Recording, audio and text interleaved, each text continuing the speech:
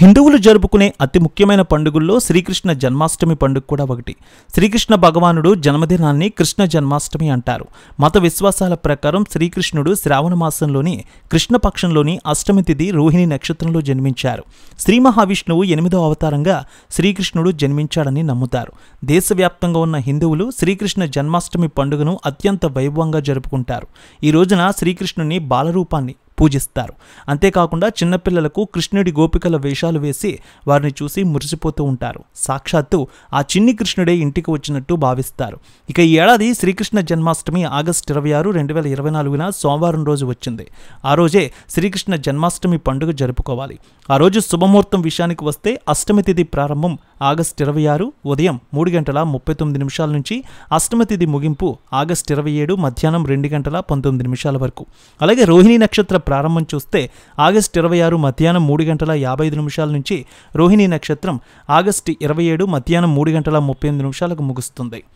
చంద్రోదయ సమయం 11:41 కాగా నిశిత పూజ సమయాలు ఆగస్టు 27 అర్ధరాత్రి 12:06 నుంచి 12:51. ఈ వ్యవధి 45 నిమిషాల పాటు ఉంటుంది. ఈ రోజున ఏం చేయాలన్న విషయానికి వస్తే ఉదయాన్నే లేచి స్నానమాచరించి శుభ్రమైన దుస్తులు ధరించి ఇంట్లోని పూజ గదిని శుభ్రం చేసుకోవాలి. తర్వాత దీపం వెలిగించాలి. సకల దేవతలకు జలాభిషేకం చేసి శ్రీకృష్ణుడి బాలరూపాన్ని గోపాలుణ్ణి పూజించాలి. బాలగోపాలుడికి జలాభిషేకం చేయాలి. బాలగోపాలుణ్ణి ఊయల్లో కూర్చోబెట్టి ఊపాలి. మీ కోరిక మేరకు కన్నయ్యకు లడ్డూలు నైవేద్యంగా ఇవ్వాలి. అలాగే కేవలం సాత్విక వస్తువులు మాత్రమే సమర్పించాలనేది గుర్తుంచుకోండి. ఈరోజు రాత్రి పూజ చాలా ముఖ్యమైనది. ఎందుకంటే శ్రీకృష్ణుడు రాత్రి జన్మించారు. రాత్రి శ్రీకృష్ణునికి ప్రత్యేక పూజలు చేయాలి. బాలగోపాలుడికి పంచదార, మిఠాయిలు, డ్రై ఫ్రూట్స్ను అందించాలి ప్రసాదంగా. చివరిగా హారతి ఇవ్వాలి. చిన్ని కృష్ణుడికి ఈరోజు పారిజాత పుష్పాలతో పూజ చేయడం చాలా మంచిదని పండితులు చెప్తున్నారు. కృష్ణాష్టమి రోజు ఒక పూట భోజనం చేసి ఇస్కాన్ ఆలయాలను సందర్శించడం వల్ల కోటి జన్మల పుణ్యఫలం దక్కుతుందని పురాణాలు చెప్తున్నాయి.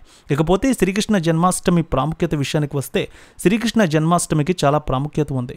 కృష్ణుడి ఆచారాల ప్రకారం పూజించడం ద్వారా కోరిన కోరికలు ఈరోజు నెరవేరుతాయట. ఈరోజు పూజ చేయడం వల్ల సంతానం లేని దంపతులకు కూడా సంతానం కలుగుతుంది. శ్రీకృష్ణుడు రాత్రిపూట జన్మించాడు. శ్రీకృష్ణ జన్మాష్టమి రోజున శ్రీకృష్ణుని బాలరూపాన్ని రాత్రిపూట మాత్రమే పూజిస్తారు.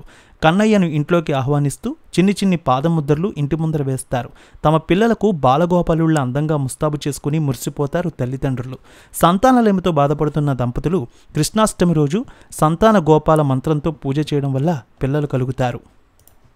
రేణుక ఎల్లమ్మ తల్లి ఆశీస్సులతో ఫోన్ ద్వారా జ్యోతిష్యం చెప్పబడును. గురూజీ శ్రీనివాసరాజు.